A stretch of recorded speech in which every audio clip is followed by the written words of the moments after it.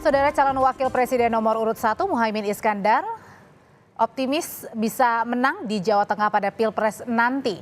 Caimin, saudara yang juga Ketua Umum Partai Kebangkitan Bangsa PKB menyebut mesin partai sudah akan bekerja maksimal untuk berebut suara di Jawa Tengah yang merupakan basis pemilih suara PDI Perjuangan mengusung Ganjar Pranowo Mahfud MD. Dapat dukungan yang menguat terus karena pada dasarnya semangat perubahan itu nyata. Mereka sudah merasa bahasa Jawanya ingin tidak ada perubahan yang signifikan sehingga butuh perubahan masif dan cepat. Di sisi yang lain konsolidasi ukhuwah Islamiyah berjalan sangat cepat dan insya Allah ini menjadi energi kemenangan akhir. Berapa persen Gus? Target berapa persen? Target paling tidak 52% kita. Jawa Tengah akan menjadi wilayah yang paling diperebutkan suaranya oleh 3 pasangan capres. Selama ini Jawa Tengah dikenal sebagai wilayah PDI Perjuangan yang mengusung capres Ganjar Pranowo. Namun kemunculan Gibran Rakabuming Raka yang dibesarkan dari PDIP kini bersama Prabowo Subianto dinilai bisa menjadi ancaman untuk mengurangi dominasi Ganjar di Jawa Tengah. Lalu seberapa ketat persaingan suara di Jawa Tengah? Apakah Anies Muhaimin juga bisa mencuri suara di Jawa Tengah? Kita ulas bersama sore ini dengan sejumlah narasumber. Ada juru bicara TPN Ganjar Mahfud, Mas Ciko Hakim yang sudah bergabung. Selamat sore, Mas. Sore. Ada juga yang bergabung bersama kami, ada Mas Adi Praitno, Direktur Eksekutif Parameter Politik Indonesia. Sore Mas Adi, dan juga Pak Wihadi Wianto, Jubir TKN Prabowo Gibran. Sore Pak Wihadi. Sore, selamat sore semuanya. Saya mau ke Mas Adi terlebih dahulu ya. Jadi ini persaingan di Jawa Tengah antara Capres Ganjar, Cawapresnya Gibran. Ini bisa dibilang sengit nanti di 2024, Mas Adi. Saya kira kalau kita bicara tentang Jawa Tengah itu menyangkut 3 hal. Pertama, Jawa Tengah itu disebut sebagai kandangnya banteng. Yang kedua, Jawa Tengah itu juga adalah basisnya Ganjar Pranowo, di mana memang basis konstituen dan bahkan basis tingkat kepercayaan publik kepada Ganjar saat jadi gubernur itu kan mencapai 80%. Dan yang ketiga, Jawa Tengah ini tingkat approval rating ataupun tingkat kepuasan publik terhadap Jokowi itu cukup luar biasa. Jadi 3 variabel inilah yang kemudian bisa menjelaskan betapa Jawa Tengah itu akan menjadi tempat yang saya kira menjadi perhatian yang cukup serius, terutama bagi kubunya Prabowo Subianto dan kubunya Pak Ganjar Pranowo. Kalau kita membaca angka-angka survei per hari ini memang dulu sebelum Gibran itu diumumkan sebagai pendampingnya Pak Prabowo Subianto, memang Ganjar itu elektabilitasnya di angka 60%.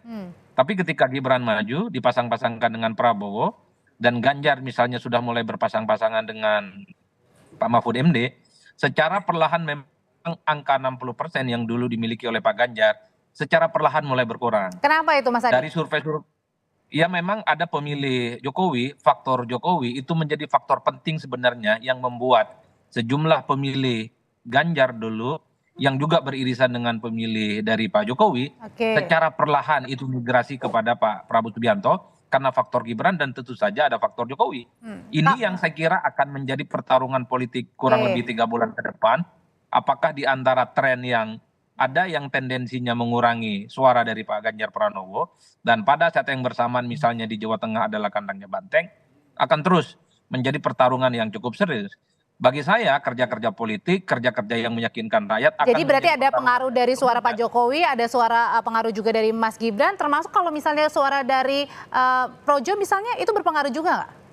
Kalau bicara tentang Jawa Tengah, saya kira variabel utamanya adalah faktor Pak Jokowi. Approval rating dan tingkat kepuasannya yang mencapai 80% yang menurut saya bisa mengkonfirmasi kenapa suaranya Pak Ganjar tidak lagi bulat 60%.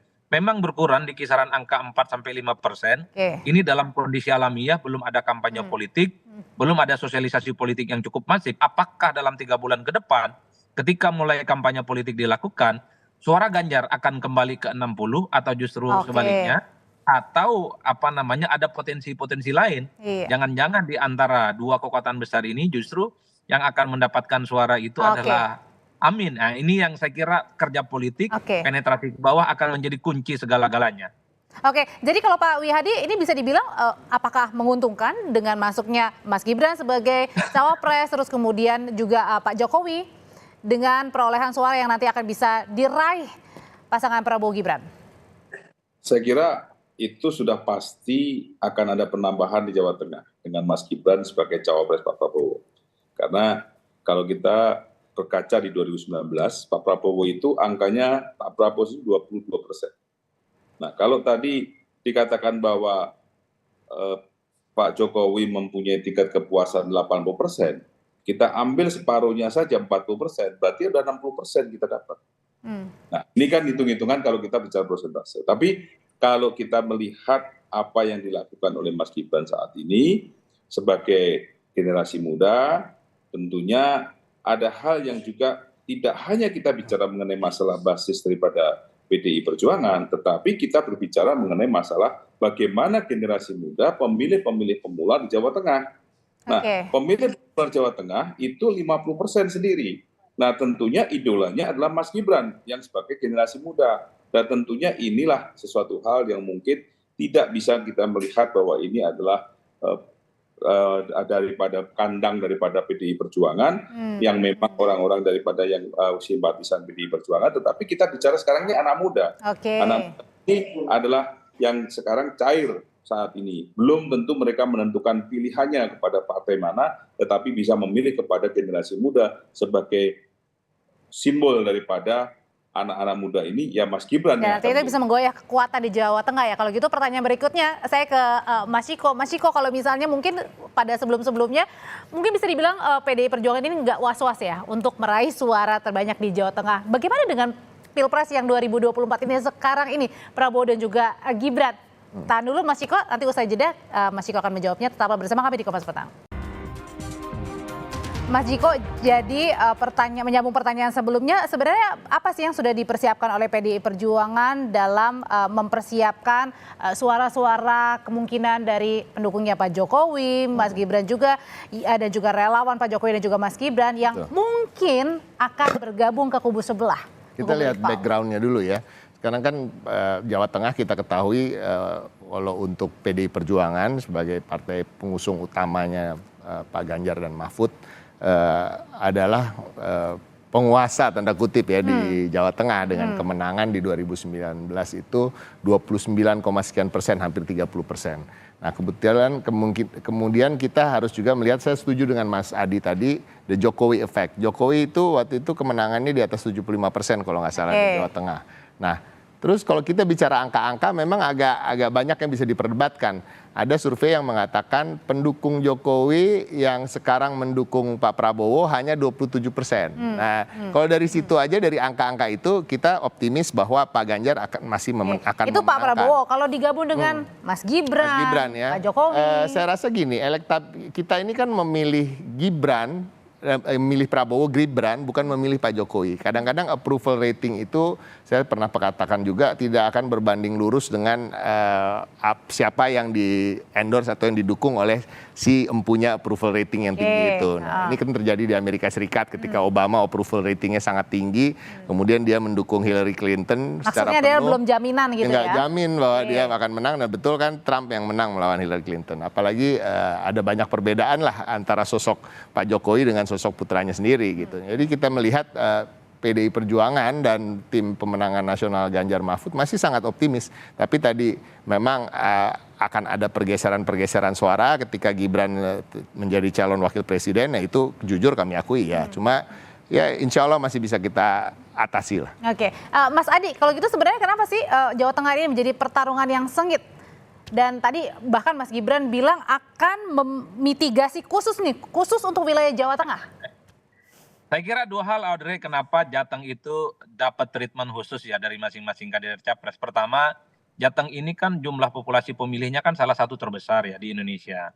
Nomor 2 setelah Jawa Barat kalau tidak salah. Nah yang kedua memang selama ini kan kalau kita membaca strategi politik, PDIP itu kan kandangnya di Jawa Tengah. Ganjar itu kan kekuatan politiknya di Jawa Tengah. Mimpi teman-teman pendukung Prabowo Subianto, Pak Wiyahadi dan kawan-kawan, syukur kalau bisa menang, minimal kalaupun tak bisa menang, bisa mengurangi jarak tidak terlampau jauh dengan Pak Ganjar Pranowo. Kan begitu jalan ceritanya biasanya, Audrey. Kalau dulu memang selisih antara Prabowo dengan Ganjar itu kan cukup jauh, sekitar 40% ya.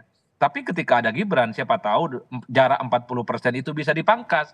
Jadi 35, jadi 20, syukur kalau menang. Kan begitu jalan ceritanya. Begitupun dengan kubunya Pak Ganjar. Pak Ganjar misalnya nggak terlampau kuat di Jawa Barat. Tapi ingat, Pak Ganjar pasti akan ingin mengejar selisihnya di Jawa Barat dengan Pak Prabowo. Supaya nggak jauh-jauh amat, syukur kalau menang.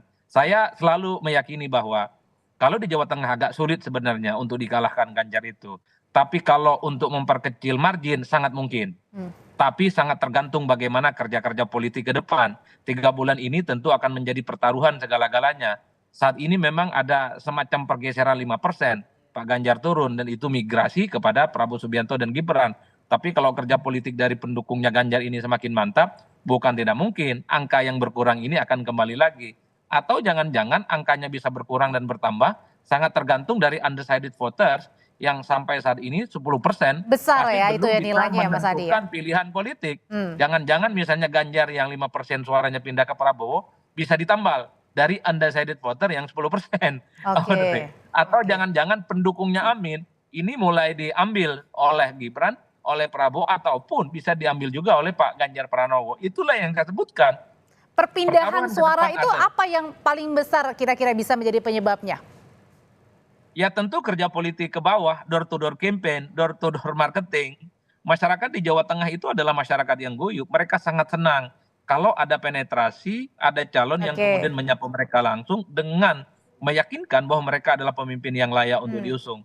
Kalau saya menduga ya kubunya Pak Prabowo, kubunya Pak Wihadi, tentu yang disebut dengan mitigasi khusus pastinya akan mengkapitalisasi posisi Jokowi yang cukup kuat. Nah itu satu-satunya cara yang paling mungkin. Saya tanyain Jadi, ya sebenarnya mitigasi khusus marketing yang tadi. politiknya adalah Pak Jokowi. Oke, marketing politiknya dan Pak Jokowi. Sebenarnya strategi khusus, mitigasi khusus apa sih Pak Wihadi yang tadi disuarakan oleh Mas Gibran?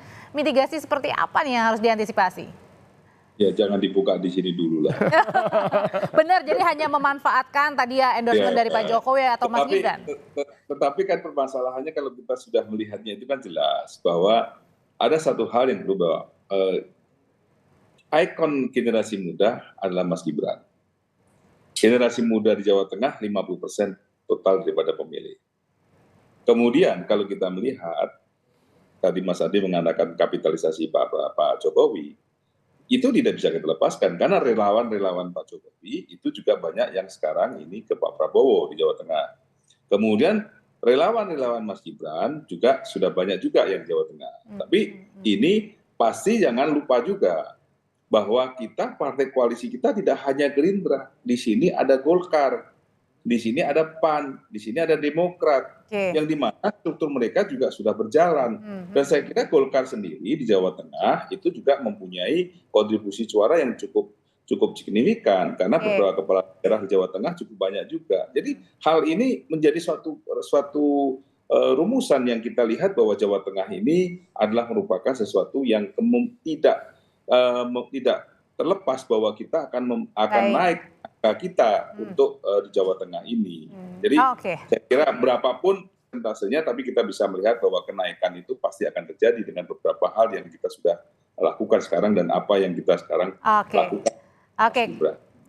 Kalau tadi Pak Wihadi bilang kenaikan kemungkinan akan terjadi, Mas Ciko. Kalau gitu antisipasi dari PDIP supaya suara Jateng ini tidak direbut oleh rival. Singkat Mas. Satu, untuk PDI Perjuangan sendiri survei terakhir kita di atas 40 sekian persen, bahkan naik terus.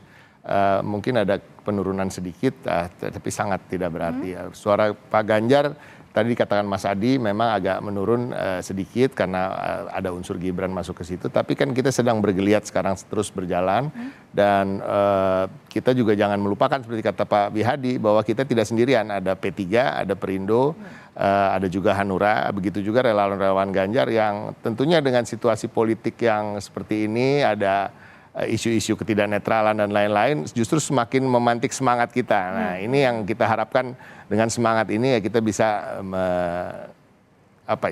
memenang di atas 70% lah. Kalau menang kita yakin bahwa kita masih menang di sana, PDI Perjuangan masih. Tapi berapa persennya itu yang? Nah persentasinya itu, nah kita berharap sesuai dengan harapan aja. Baik, Mas Ciko terima kasih, Pak Wihadi terima kasih, Mas Adi terima kasih, sehat selalu semuanya Bapak-Bapak.